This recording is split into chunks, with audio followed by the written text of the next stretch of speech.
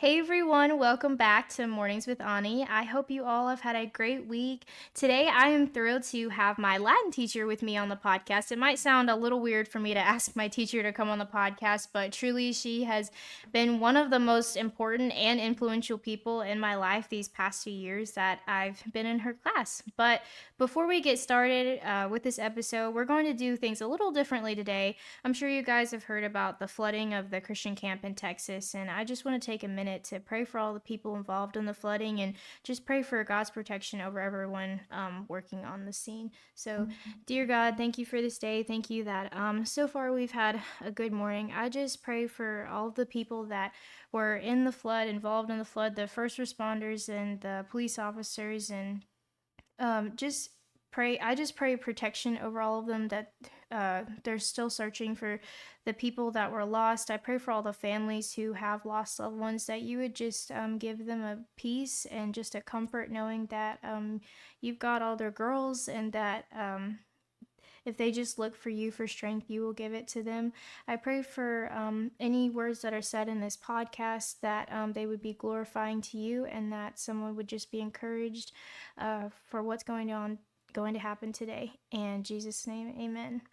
So my first impression of Miss Harris was when we were at open house and we were just talking, and she just asked me, "Can I give you a hug?" And I was like, "Yes, of course." I would love to give you a hug. And just from that moment on, whenever I would go into her classroom, she would always greet me with a warm smile. And even on the days I could tell she was just really tired, and even during prayer requests, she would always just listen with such intent to whatever I was saying, and it made me feel seen, like my words really mattered. And I just hope you know that really helped me through some times. Even though I put on a good face, it really did help me through the really hard days. And when she would do a devotion with the class, I would always be encouraged, even if the lesson didn't like resonate with me, and it was just, it was just something you were teaching the class. It really helped me. And just the way she like presented it made me feel so much closer to God. So thank you so much for doing devotions, because even if the kids now that you're teaching now, for your last year, if you feel like they don't understand it, they really do. So I really appreciate that. But everybody, I would please give a warm welcome to Miss Harris. Hey, everybody. So Thank you, Ani, for having me here. Such an yes. honor to be here. So thank you Yes. so much. Yes, thank you for taking the time to drive out here and just, be on the podcast, because I know that can be an intimidating thing to do. 100%. So we have a question of the day for everybody that comes on the podcast. And my question of the day is, what is the funniest thing that happened in your classroom in all the years you've been teaching? If you can think back that far, because it's been a wow. long time. Okay. What a great question. The funniest thing. Man. And it can be from this year that has happened with let's see, what class is it? Because I know some of my friends are in your class this for algebra, or not algebra. What am I saying? Latin 2 that's coming up, and they're all like, "Miss Harris' class is so much fun." And What class was it this year? It was so funny. It might have been Latin. I think it was my Latin 1 class. okay. And we had learned the vocabulary word that had to do with fire. And actually now I'm drawing a blank on that vocabulary word. I can't Oh, remember. it's like arson. It comes, that's the root word is arson. So anyway, we were just like learning that vocabulary word, and all of a sudden my phone goes off with an Amber Alert. But in my head, I'm thinking it's the fire alarm. And so I tell the students, I'm like, "Oh my gosh, it's a fire alarm. Let's go."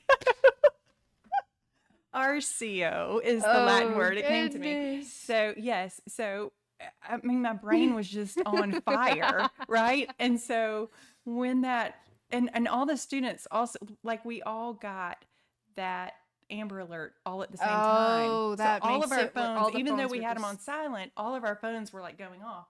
And I panicked. I was like, "Oh my gosh, we're gonna die in this school. We out of here. It's RCO. That So anyway, that yeah, is so that was funny. funny because That is the students awesome. were looking at me like, it's an Amber Alert. Why are you freaking out? But you're like, just But I was gonna protect them. I was gonna it's the mama nerves. Yes, It's the yes. mama nerves that And it was like, we should probably be having a fire alarm at some point, like to see how well we know how that's to get out of true. this We don't building. have a fire alarm in the building. I mean, We've since had it's them before. oh, we have. Oh, I Yes, didn't know and that. so yeah, and so I kept thinking, oh, she's gonna do this to us and like surprise us. Well, it wasn't a fire alarm. So anyway, Okay. my panic was kind of funny. I bet. I I kind of wish. had to laugh at myself on that one. I But wish I had been in there for that, honestly, yeah, because that was fun. And then I felt like kind of like an idiot. Yeah. No, Miss Harris, you could never be an idiot. I probably would have felt the same thing. I mean, like, it is valid that if everyone's phones went off at the same time, you're gonna Right. automatically think, oh, this must be a fire alarm, especially depending on how loud the volumes are. Like, literally just going over that that's vocabulary true. word too. Fire. I was like, oh my gosh, it's a fire. That is so great. Yeah. So I know we've talked about this in like the past 2 years that I've been in your class. We've talked about how you used to be a foster parent. I don't know how long ago that was for you, but I remember Yep. I loved hearing you talk about it because I just felt very connected with it. And one of my questions for you was, as a kid, did you always want to be a foster parent or adopt, or like, and what did your husband think when you guys started like being foster parents for the first time? Okay. So to answer the question, did I always want to be a foster parent? No, that never crossed my mind ever. Did I ever want to adopt? No, the answer was also no. Wow. So, for those of you that don't know, I do have two biological children, and then we adopted our third child. She's also from China, and so that's another reason why I feel really drawn to Ani is because she looks like my daughter. But yeah, so and then after that, after we adopted her, we ended up becoming foster parents and working at a group home and having 26 kids in and out of our group home in our care. And so none of that was ever on my radar, ever. I didn't grow up around the type of people that would adopt. It clearly all came from the Lord because that was never on my radar. I wish I could say, oh yes, I always wanted to adopt, but no, that was never, Hey, I mean, never God works in the plan. mysterious ways, so He I does. mean, he'll just be like, "Hey, why don't you go think about this?" And Yeah. you're like, "Really? Like, really? Like, what does this have to do with like this has nothing to do with my life right now?" Like, that's really cool. So, like, what did your husband think when you guys started doing that? Did he feel like it was overwhelming for him, or was he like, "Let's go for it," head Well, if I on? back up a little bit and tell you his reaction when I told him I wanted to adopt. So we had a son and a daughter. And, in America, if you have a boy and a girl, it's like you have the perfect family, like a mom and a dad and a son and a daughter. Why in the world would you want to mess up that? And God had been working in my heart and in my life for a while, and I had been reading the scripture and had found myself in the book of James, mostly dealing with anger. And I was trying to get a hold of my anger because I was very overwhelmed as a mom, especially with my daughter Grace, the second one. She was just a lot. So my first one was very chill. He was easygoing. He was so quiet. You never knew he was in the house. But Grace was like the total opposite. And I just felt like as a mom, I was a failure every day. And I would just get so angry and it would just get built up in me and I would just explode into anger. And I'm like, where is this anger coming from? And Lord, you've got to help me with this anger. And so I just started really, really, really meditating on the book of James. In chapter 1, verse 19, it says, "Know this, my beloved brothers, Let every person be quick to hear, slow to speak, slow to anger. For the anger of man does not produce the righteousness of God. And I had a heart. I mean, I had a heart to follow the Lord. Like I was walking with the Lord. I had been saved. Um, and I really, really, really wanted to produce the righteousness of God in my life. And so when I tell you I lived in this verse, I lived in it. I had it everywhere. I had it in my car. I had it in my bathroom. I had it all the places where I felt like grace made me angry. All right. So, like, I had it taped to the side of the tub because, like, at night when I was bathing her, it was just like, I guess I was tired, like just all the emotions came out. And so, any place where I felt like I had exploded or had this anger like boiling up in me, I put this verse. And over time, I began to see God work in changing my heart. And I became quicker to hear, and I became slower to speak, and I became slower to anger. And it made me want to pursue the Lord even more because it was like He was hearing my pleas, and He was working in my heart. And so at that point, I was like, okay, well, what else does this book say? And so if you keep on going down in chapter 1, you get to the very last verse, verse 27, and it says, religion that is pure and undefiled before God the Father is this, to visit orphans and widows in their affliction and to keep oneself unstained from the world. And so I kind of lived in that verse for a little while. And as God would have it, we ended up with tickets to go see Stephen Curtis Chapman, who has a heart and a passion for adoption. I did not know that at the time. I did not know it until we got to the concert. And he gave his little spiel about Chinese adoption and all this kind of stuff. And so I came home, did not say a word to my husband, just kind of still kept living in that verse, meditating on it, praying about it, and just asking the Lord, what in the world would that mean for my life, Lord? And so, and then like questioning God because like, okay, you've given me 2 and I'm really not doing very well with the 2 you've given me. Why in the world would you give me another one? Kind of wrestling through all of that. And so I started praying about how do I even begin to talk to Mike about this? Because he's going to think I'm crazy. Like he sees me. He knows that I'm not the best mom as it is with these 2 that we have. I mean, I do pretty good with Graham, but Grace is like pushing me over the edge. And so, just in my vulnerability, I was like, I can't go to him. Like, he knows that I'm not really a great mom right now. And then, and so, okay, I would get up at night and I would go and get on the computer and I would Google like Chinese adoption and see if anything I could find. Like I was kind of living this little second life away from my husband. He didn't know what I was Googling. And so finally, it was really bothering me that I was doing this. And I was like, I've got to tell him. So I remember sitting on our bed in our bedroom and I said, I have something I need to talk to you about. And he got this look like, oh my goodness, what is going on with you? And so I said, you need to sit down. You need to come over here and sit down.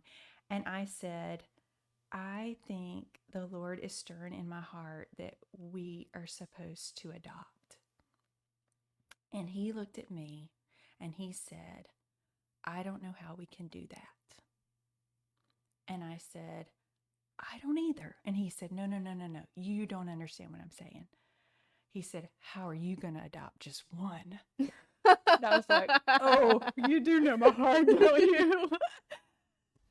Or how are we going to adopt just one? And Yeah. so I was like, "Oh, yeah, you're right. How would we adopt just one?" And so he's like, "I know this has been stirring in your heart since we went to that concert." And I was like, "Yes, of course it has." I said, "I've been doing all this research." And I said, "But the thing is, I only know one person who's adopted from China, and that's Stephen Curtis Chapman. And how am I going to call him and be like, 'Hey, Stephen, can you help me with this So Chinese what was adoption?'" so I'm curious, what was the time between you went to the concert and then you told your husband about it? Oh, it was Was it like, probably 2 or 3 months. oh, it was months. Yeah. Oh, I can Mm-hmm. see why you were feeling bothered by not telling him. It's like I was hiding something really, really bad.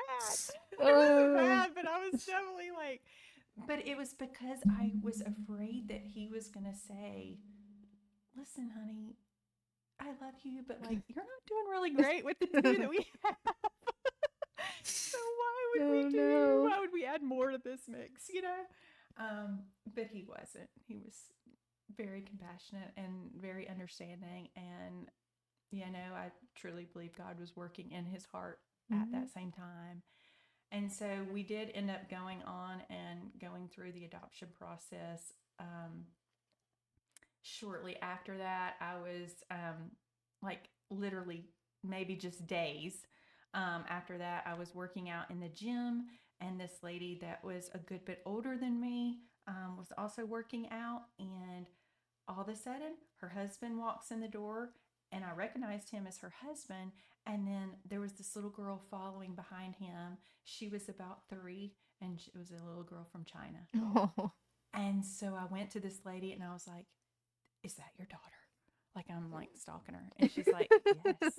And I was like, "Oh, is she from China?" And she's like, "Yes." And I was like, "Oh, God's put on our hearts to adopt from China." And she's like, "Really? Like, we have a whole play group of moms that Oh get my together god. at McDonald's. You should come join us." Yes. And so I started going to the Chinese play group and listening to all of their stories of their adoptions and playing with their children, taking my 2 kids to play with their kids. And, so most of them had biological children and adopted children. So we just kind of all blended together. But yes, that is how. And so I talked to them about agencies and what does it look like and all those details. And so, yes, we did end up adopting our daughter, Sarah Joy, in 2006. So, from 2006 until about 2009, there was the whole question of, are we doing this again? Because how do we adopt just one? And then we started kind of saying, does it have to be China? Could it be in the US? Because there are children in the US that are orphans. There are children, that don't have a mom and dad. And so, what would it look like for us to pursue a child in the US? And so then that kind of led to, well, there's the whole foster care system. And so maybe we could adopt through the foster care system. And then it was kind of like, how can we make an impact on the most children? The number was never the thing, but like, is there a way that we could help more children than just one? And so we started doing some research on group homes and what that looks like. And we took a tour. At the time, we were living in northern Indiana, right on the Michigan state line. And we loaded up our 3 kids and our school books in our Dodge Grand Caravan. And we drove from northern Indiana all the way down to below Orlando, Florida.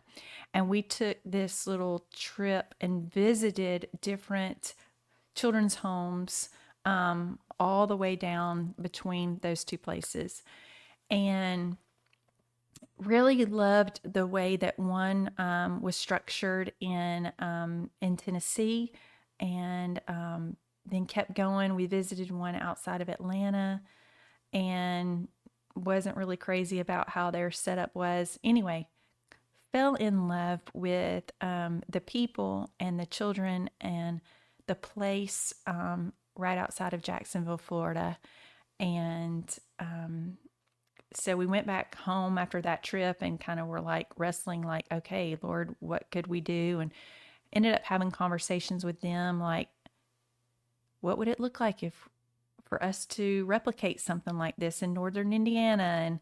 And it eventually they just reached out to us and said, what if y'all just came here and lived and did like an internship and stayed with us and see what this is like? And we're like, well, that would be amazing. And they said, we have a double wide trailer on the property that nobody's staying in, and y'all could just stay in that trailer and learn about this ministry here. And so that's what we did. We left our house in northern Indiana, loaded up everything that we could in our van, and drove down there and moved into their already furnished double wide trailer on the property, and started learning about foster care ministry. And so we got some training. We started doing some like relief work. So, like when the house parents would leave the house, we would be like the parents in charge or whatever. And so we started doing that, and moved more towards, we would be in the girls' house for several days, and then we would be in the boys' house for several days, and back and forth and all this stuff. And then finally, one day the director asked us, well, he asked my husband, he said, I'd love for y'all to pray about being the house parents in the girls' house, because they've let us know that they're going to be leaving the ministry. And so we eventually moved in to be the girls' house parents, and we had our 3 plus 8 girls Oh, goodness. in our house. And our youngest was always like, our youngest ever was 12. So they were between 12 and 18. That is crazy. That is a lot of girls and a A lot of lot of kids. girls. It's a lot of girls, a lot of hormones. Oh my goodness, yes. So how long did y'all stay there? So we were there 4 years. Okay. Yeah. And it really was physically and emotionally all my heart could handle over those 4 years. To hear and see the stories that these girls came from, and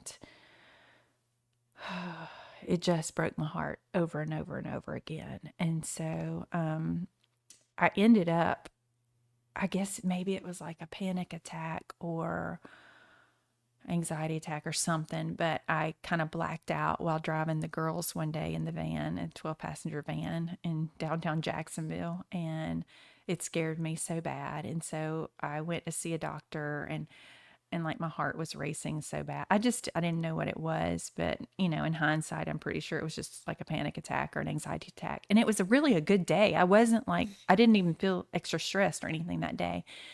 But when I went to see the doctor, he said, tell me about your environment. And I started telling him, and he said, you're not going to like what I'm going to say. And I said, what is that? And he said, you need to get out of that environment right now. This is not good for your health. And so we had actually been feeling like maybe the Lord was in some other areas was showing us something different. And I mean, now we totally see that. So what we didn't know at the time was that my husband's mom was, she had breast cancer before and was in remission, but that breast cancer was going to come back. And along with that breast cancer was going to come dementia. And we were going to need to come back to be in ministry to our family.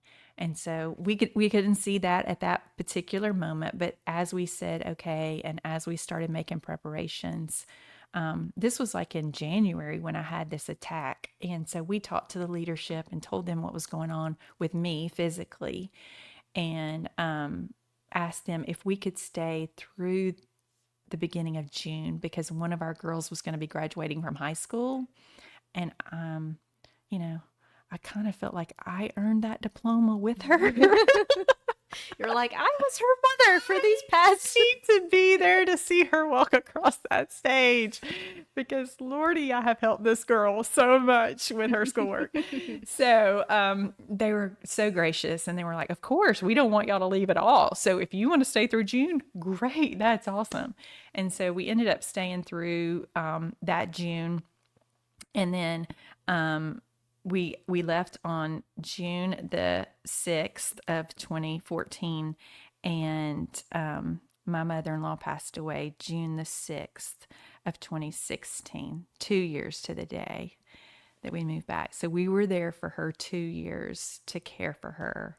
And so in hindsight, we can see God working out all of that stuff. But yeah, it was kind of an interesting time, and it was extremely hard on me leaving the girls. Yeah, I mean, I bet it was because you've been living with them for so long, and that your heart just automatically, took in all of like their sorrows and their pains and all their stories, and you felt for them, in a way that you felt like nobody probably ever had in their life, and so Absolutely. leaving them probably was really hard. Yeah. I can't imagine that. And I tried to I kept thinking these girls probably never had anybody to tuck them in and pray over them and kiss them goodnight. I did that every night to every girl, and got in the bed with them, laid beside them, rubbed their back, whatever, when I went up for bedtime, I was up there like 2 or 3 hours sometimes.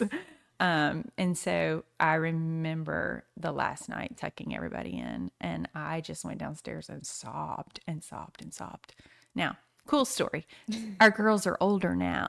Those girls that we cared for, a lot of them are older. Some of them have their own babies now. They're married, like they're doing well. And You've so got like 50 different I grandkids. get to see the blessing in all of that. And on Mother's Day, my phone is blowing up with text. So there's still so many sweet, sweet blessings that came from that. Yeah.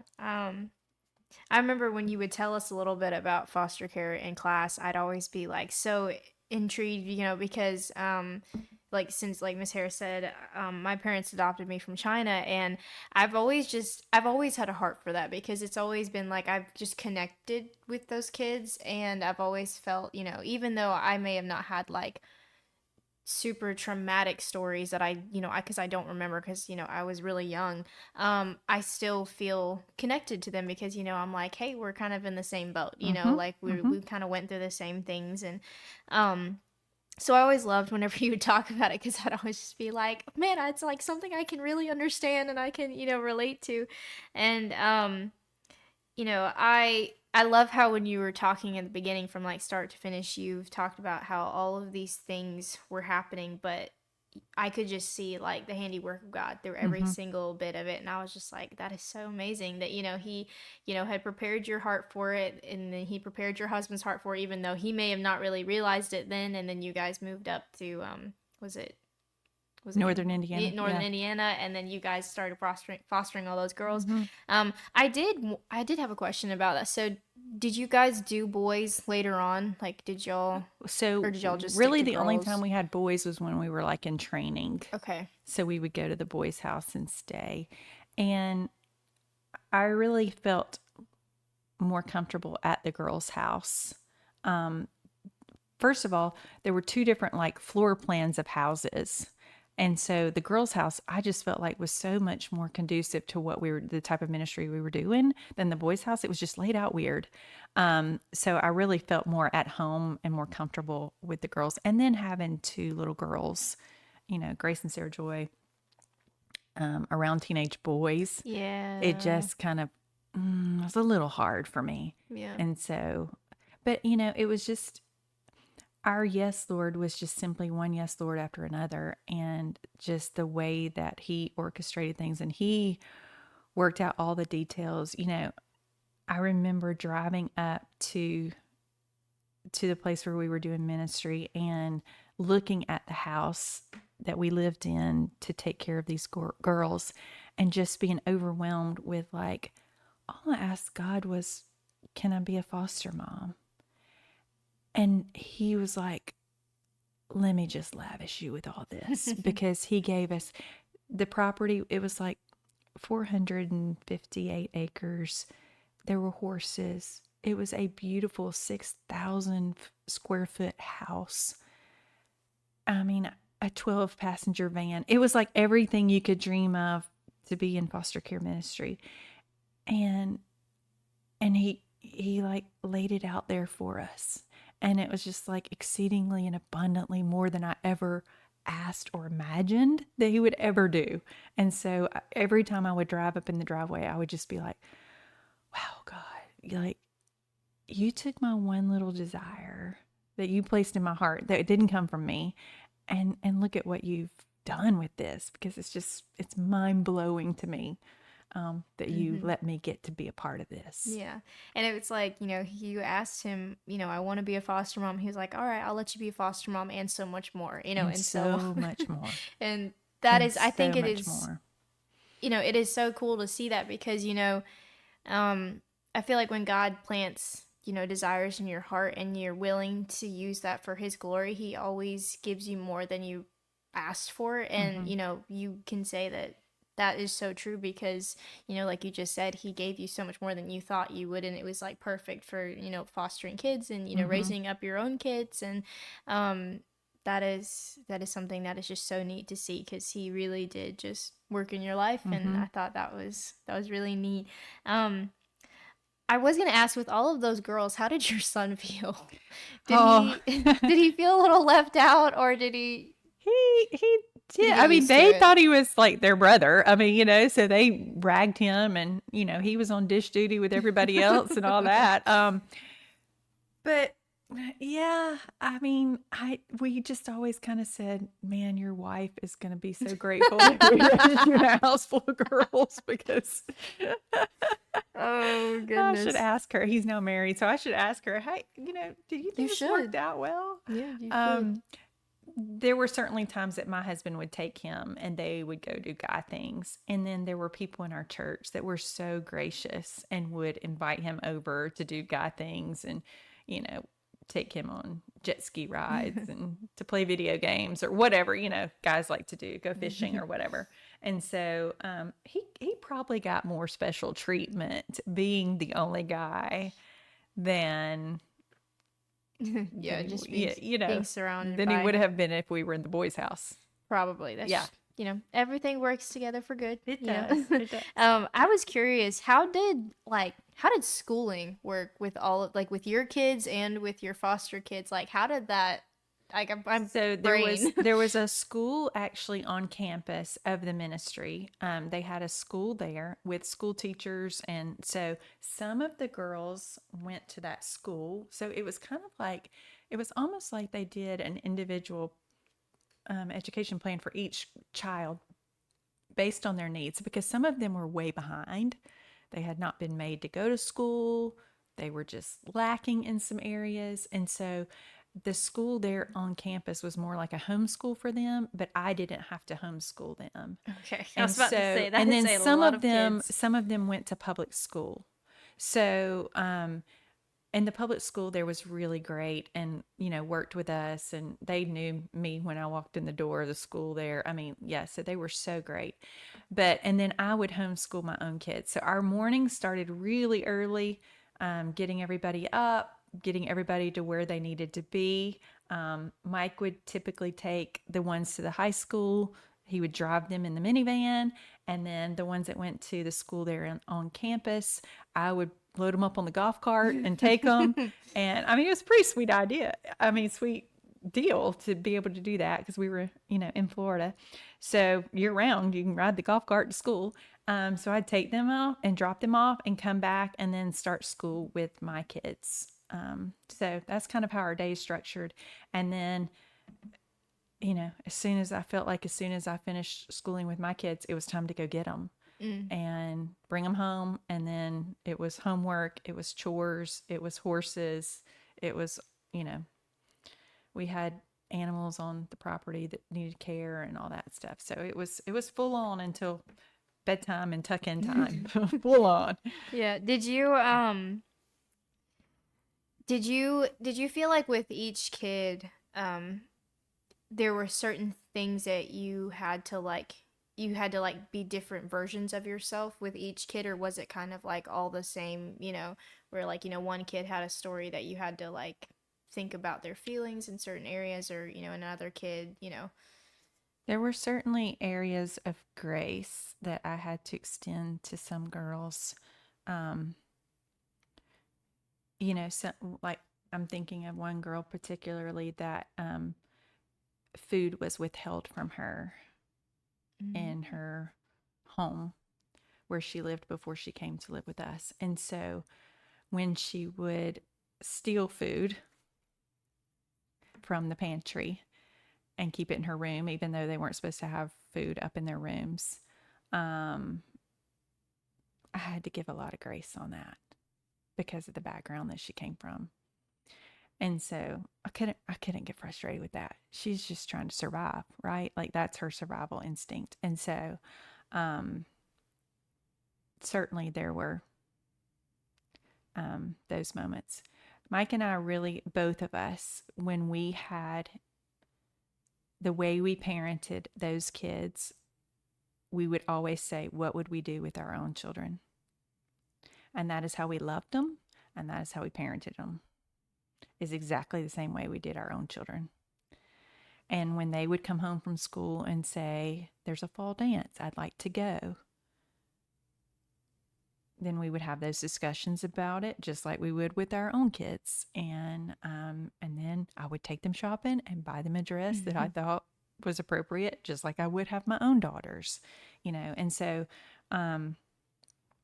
we really, really, really tried to treat them just as our own kids. And another sweet thing is my parents, like they loved them all like they were all their grandkids. And so on holidays, I would get okays from the state of Florida to take those kids across state line and take them to my parents' house in Georgia.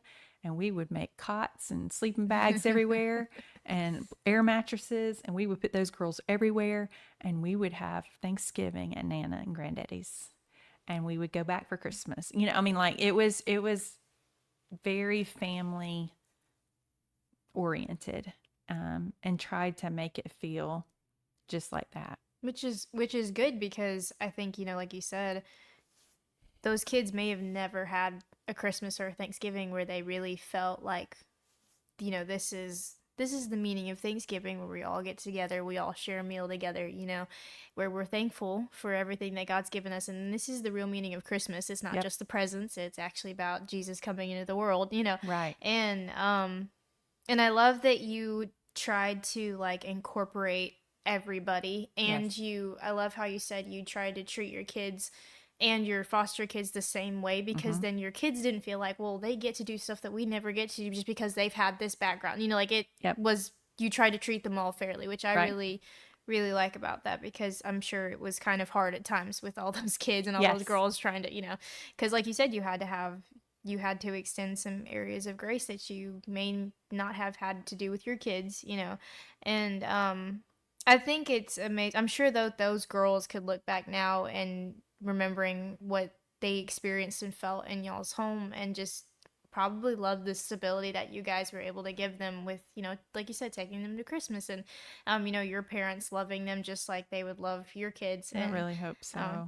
I'm sure they would, because if they didn't, I'd be like, how could you not? Like, how could you not? And um going back to what you said about the girl, where you said that sometimes, it was just hard with, food wise. I remember my mom, because we were trying to adopt again while back.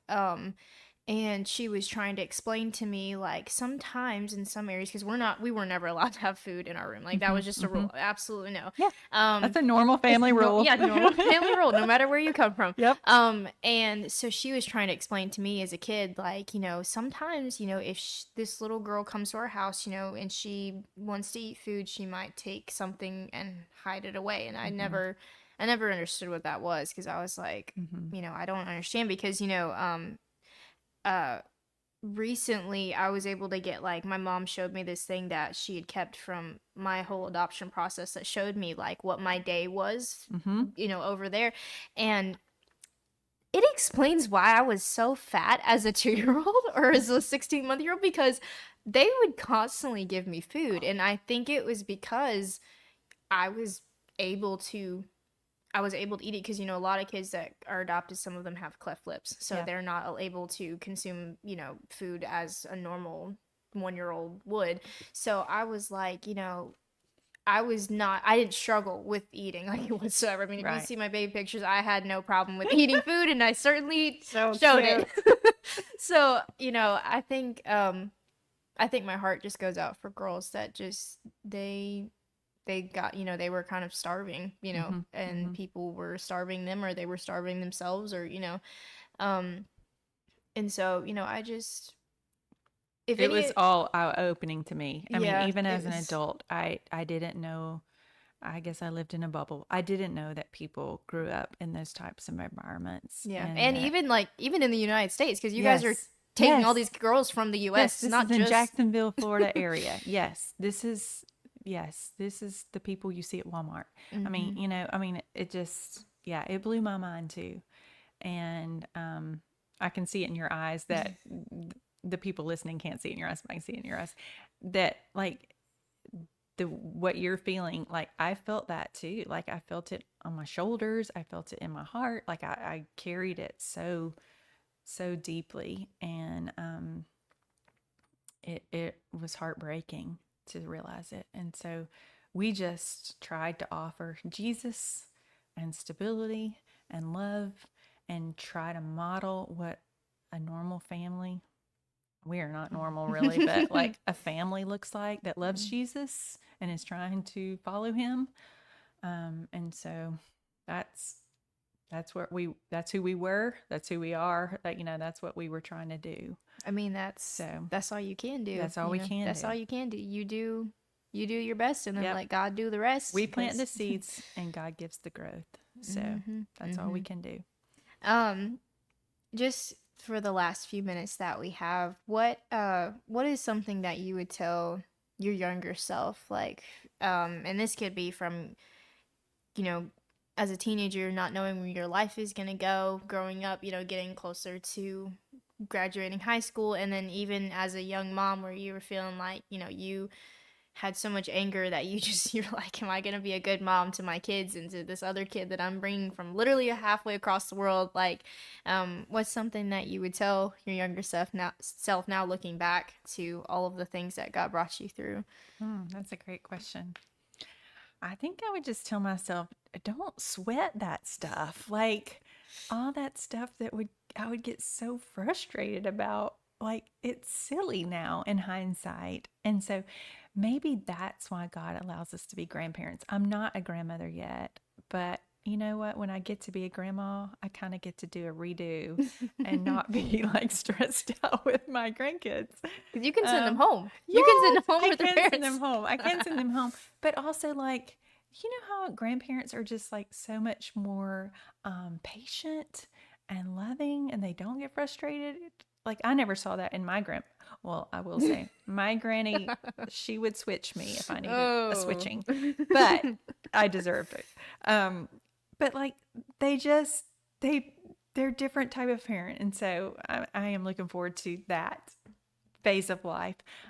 But yeah, I would just tell myself, don't don't get so worked up about these little bitty things because in light of eternity, they don't matter. Pick your battles. Yes. And also like you're not really showing Jesus to your children when you're acting like that.